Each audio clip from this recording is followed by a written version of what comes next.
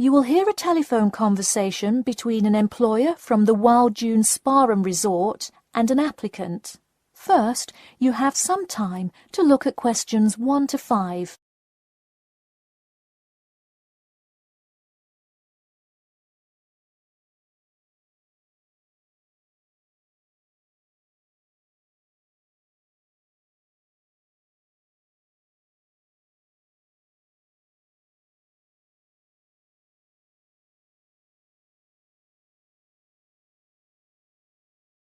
Now we shall begin. You should answer the questions as you listen, because you will not hear the recording a second time. Listen carefully and answer questions 1 to 5. Hello, is this John Murphy? Hi. Yes, it is. Hi, John. This is Ed Heisenberg from the Wild Dune Spa and Resort, calling about your application for our lifeguard position. Do you have a few minutes to talk? Yes, absolutely. Great. Could you give me your address? Sure. My address is 45 Elsinore Court. I'm sorry, was that Eleanor? Could you spell that for me? Sure. It's Elsinore. E-L-S-I-N-O-R-E. Okay, thanks. And is this the number we should reach you at in the future? 099885767? No, that's my home phone. But let me give you my mobile number instead. 077-896-245. Call me on that one. Okay, I'll make a note of that. Could you tell me your availability? Sure. I'm usually available during afternoons or weekends. I'd prefer not to be scheduled on weeknights because I work part-time as a waiter. That shouldn't be a problem, since we don't stay open very late anyway. And do you have any other employment experience? Yes, I've worked at a few other places. I was the baseball coach at Richmond High School last season. I see. And do you have any other experience that you would like us to note on your application? Yes. Last year I worked at the beach as a rescue diver. Rescue diver? That sounds intense. Well, it's really just like being a lifeguard, except in the ocean instead of pool. So kind of like being a lifeguard at the world's largest pool. I see.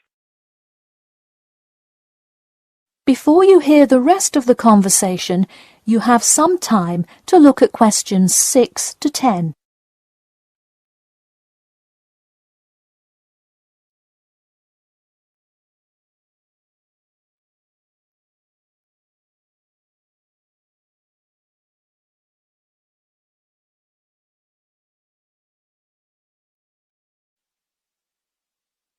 Now listen and answer questions 6 to 10. So could you tell me about the relevant skills you have? I'm guessing a lot given your experience. I'm CPR certified and have 2 years of diving experience. Great. It sounds like you are well qualified for this position. When does your CPR certification expire? I think in November, but let me quickly check my CPR card. Actually, it expires in October. Okay, so regardless, you have it through the end of the summer. When is your ideal time to work? Since I work in the restaurant on weeknights, I like weekends best, specifically Saturday mornings. I see. We do already have a lot of staff available on Saturdays, but I do need an early morning shift lifeguard. How early could you work Saturday morning? I can get there by 6 o'clock if need be. You'll be happy to know we open a little later than that, but I'll put you down for Saturday mornings here. Oh, awesome. I can't wait to get started. How about you come in next Saturday, the 12th? That sounds good. Great. We can figure out other shifts for you to work when you come in then. One last thing, just out of curiosity, where did you hear about us? I heard your ad on the radio while I was driving this morning. You know, I think you're the first person who has responded to our radio ads. It's almost always people who have seen us in the newspaper. Yeah, I don't have time to read through the newspaper every morning. I have plenty of time in the car to listen to radio ads. That makes sense. Well, thanks for your time, and we'll look forward to seeing you on the 12th. That is the end of part 1. You now have half a minute to check your answers.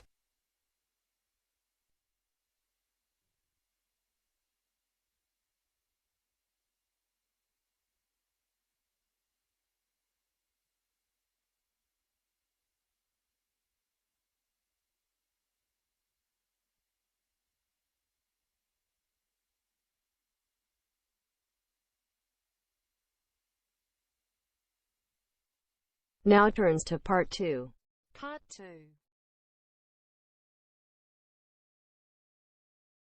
You'll hear part of a free class about safety around campus. First, you have some time to look at questions 11 to 14.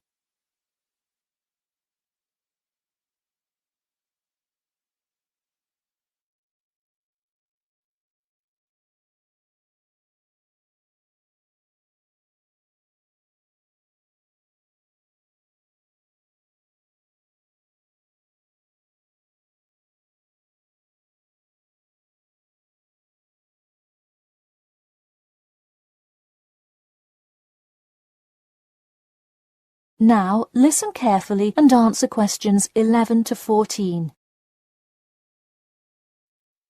Good evening. I'm Geoffrey Miller from the University of Nottingham Student Union, and in this week's free class, Carlos Garcia is going to tell us about safety around campus. Over to you, Carlos. Thank you, Geoffrey, and thank you all for your attendance today. Also, I'd like to thank the Student Union here at the university for organising this lecture.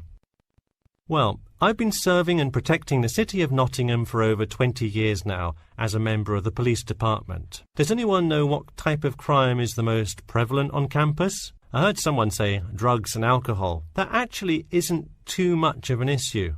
Violence? Nope. Actually, the biggest thing we worry about here is theft. The nature of crime on Nottingham's campus is quite different from that of the surrounding areas.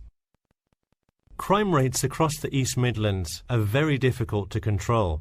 We'd like to see the rate stay the same for this calendar year, but it has been increasing steadily over the past 3 years. On campus, however, I'm happy to say that the overall crime rate has fallen this year. You wouldn't think so if you've seen the extremely exaggerated stories in the media. The media has done nothing but cause more concern about crime in our area. Even the crime shows you see today are a little bit far-fetched, but at least viewers know they're not real events. We'd really like to see more factual news articles out there so the public can have a rational sense of the safety level of our society. Before you hear the rest of the talk, you have some time to look at questions 15 to 20.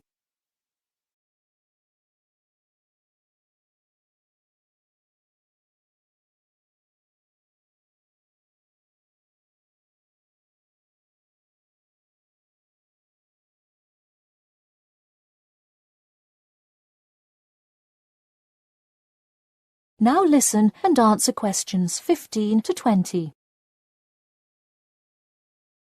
Okay, let's move on to what to do when you see a crime. Do not get involved if at all possible, and do not draw too much attention to yourself by running away in a conspicuous manner. Though most likely, and hopefully, you will not have to experience this situation, if you are being mugged, please do not try to resist. Instead, be compliant and seek help after the incident. Like I said, though, it is highly unlikely that you will find yourself amidst a crime, but it is important to be prepared should it ever happen. We find that educating students and staff on the correct precautions to take is the best way to increase your safety. Just remember to be smart when you're out late at night and avoid any area or person that looks suspicious. I know it sounds obvious, but I cannot stress this enough. It's also not a bad idea to have your mobile phone with you at all times, but be careful. If you're chatting on your smartphone on your way home, you're a prime target for thieves. I'd like to see a show of hands. How many people have left work or the library after 10 p.m. to go home before? A lot of you, right? If you do have to go home late at night, please don't walk home alone. More often than not, there's someone there that will be walking the same direction as you at some point. Walk home with a friend or co-worker. Even if you must use your phone to call someone that's nearby to walk with you, it's always safer to walk home with someone. So when you're walking home, you may feel more comfortable with some sort of self-defense, such as pepper spray. Now, it's your call whether you want to carry something like this or not. However, I absolutely advise against carrying a knife or any other offensive weapon. All too often, they can be used against you if you're disarmed, putting yourself in more danger. For all those interested, the Recreation Centre offers a free self-defence class to all students every Thursday evening. While obviously an introductory self-defence class may not equip you to fight off villains like a regular superhero, it does come in handy sometimes. After taking a self-defence class, you'll surely be more aware of possible dangers and how to deal with them. So hopefully now you have a more complete understanding of the nature of crimes committed on your campus and how to avoid being a victim. I know most students at the University of Nottingham are not the criminal types, but remember that there is no barrier like a wall or something keeping non-students out. There's no army force securing the borders, and I doubt anyone wants it that way. The campus is generally a safe place, but it's not immune to small crimes once in a while. All right, that's all I have to say for today. Stay safe. That is the end of part 2. You now have half a minute to check your answers.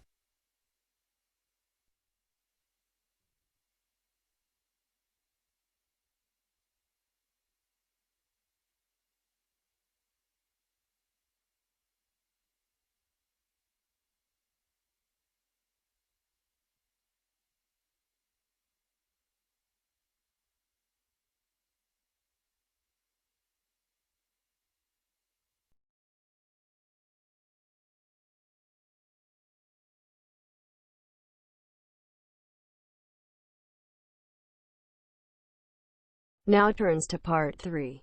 Part 3.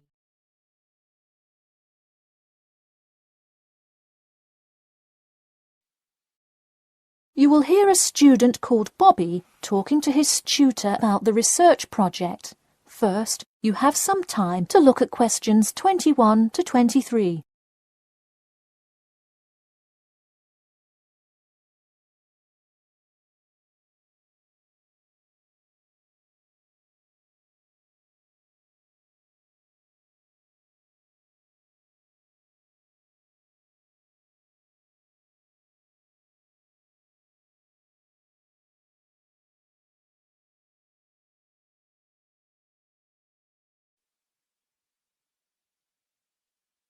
Now, listen carefully and answer questions 21 to 23. Hi, Bobby. Go ahead and sit down. Tell me about your research project. Well, I decided to research football and keys for success on a football team. That sounds great. What are the guidelines for the test? Did the teacher talk to you about it in class? No, everything is on a handout that was passed out. It says that the first draft is due at the end of next week and the second and third are due later on in the month. I don't understand why we have to keep revising and fixing it. Is this assignment really that important? Well, this project is a major requirement for passing 11th grade English and will go on your permanent record. Oh, really? Does that mean it will affect what English level I am placed in next year? Well, not exactly. You need a good grade to move on, but it is your overall grade and teacher recommendation that determines what level of English you are placed in next year. Anyway, tell me about your topic choice. Do you play football? Well, actually, it's because my father loves the sport. He watches it every weekend. Cool. It's a good idea to report on something you're interested in.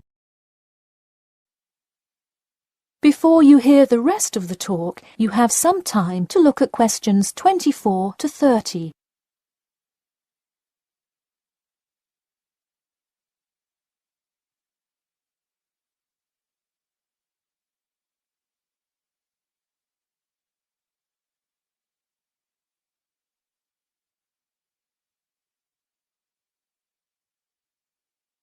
Now, listen carefully and answer questions 24 to 30.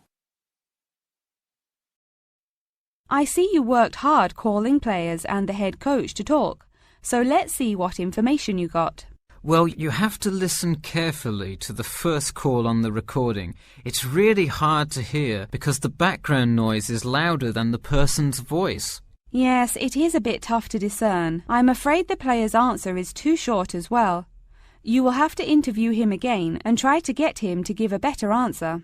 Okay, I thought that might happen. I will call him again tomorrow. Moving on, let's look back at this question.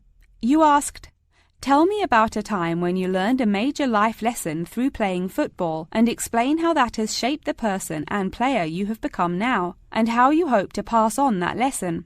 It is a great idea for a question, but in an oral interview it is far too complex. I would advise you to break it up into multiple parts to get a better response.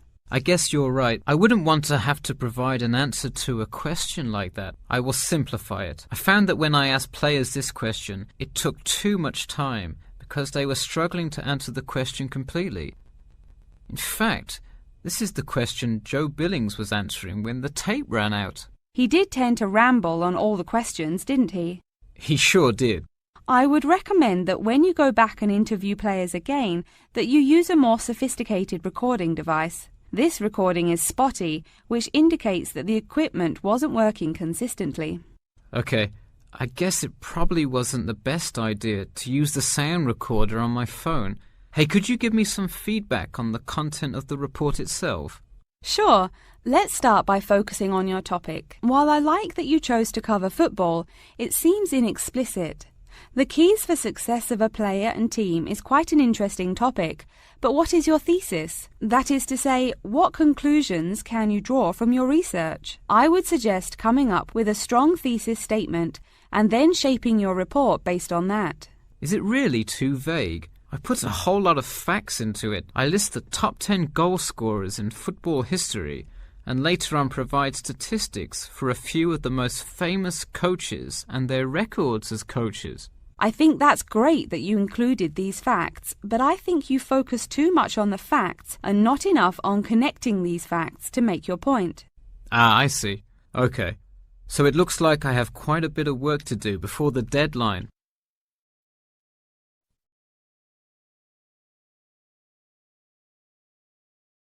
That is the end of part 3. You now have half a minute to check your answers.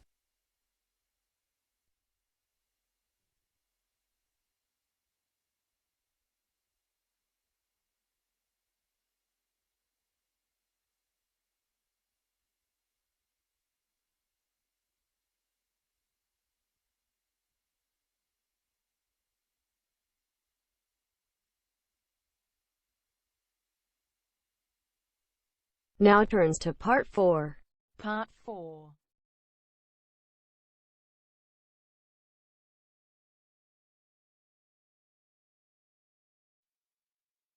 You will hear part of a lecture about how to give a quality speech. First, you have some time to look at questions 31 to 40.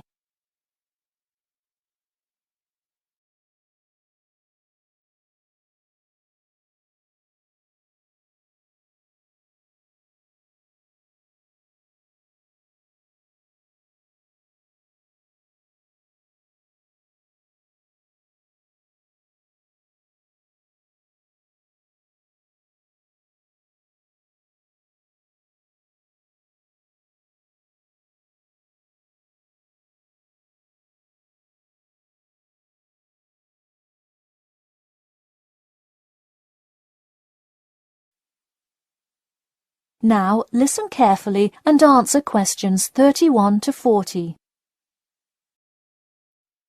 Good morning. Today I am going to cover the daunting task of giving a quality speech, a thought that makes most of us cringe. In fact, 90% of all people feel nervous about public speaking, about 10% of whom are described as genuinely terrified. Hopefully, when we are finished here today, you all will be in the 10% of the population who do not feel nervous at all. Did you know that lecturers tend to get more nervous if the speech they are giving is an important one? It makes sense, right? You probably wouldn't be nearly as nervous to address your residence hall about the proper use of the recycle and compost bins as you might be if you were asked to give the graduation speech to your entire 5,000 student class. So what is it that makes some people completely comfortable in front of crowds? Some people think that the ability to give a good speech is a gift that others are simply born with. This is almost never the case. Public speaking can be learned with practice. The first most important thing you can do to improve your confidence in delivering a speech is to prepare a quality speech. Honestly, while the content of your speech is relatively important, the audience will really only remember the last sentence you say. It is a good idea to structure the rest of your speech to lead up to this last point to really drive your message home. This is a good way to ensure that your speech is well organized.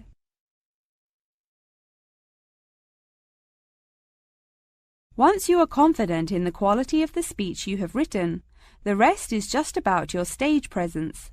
Let's go through some do's and don'ts of public speaking. First, you want to command the attention of the room. Do not, I repeat, do not proceed with your speech until the audience is paying attention. Even Martin Luther King Jr.'s I Have a Dream speech wouldn't have made any difference in the world without the undivided attention of his audience. To continue with the I Have a Dream example, one of the reasons that MLK was such an effective orator was his ability to speak with passion and engage with his audience. That sort of charisma does not come from reading straight from paper.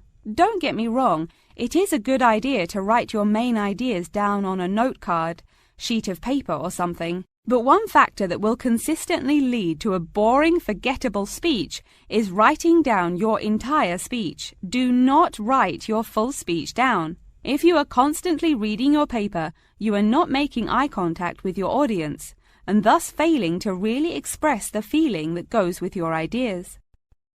I advise you write 1 or 2 ideas, so if you suddenly draw a blank, you have something to jog your memory. If you've written a good speech that you believe in, those ideas should be sufficient to keep you on track.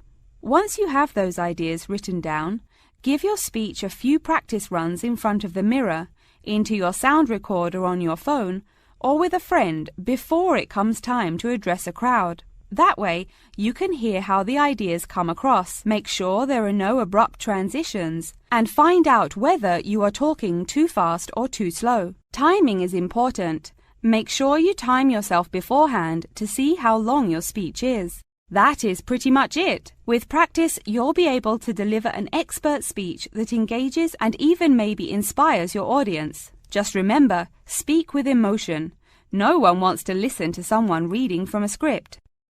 As I come to a close in my speech, I'll point out that I have employed all of these tips that I have covered. I practiced my speech ahead of time and timed it, and I can even show you my one small index card with just 3 simple bullets on it. It's as easy as that. That is the end of part 4. You now have half a minute to check your answers.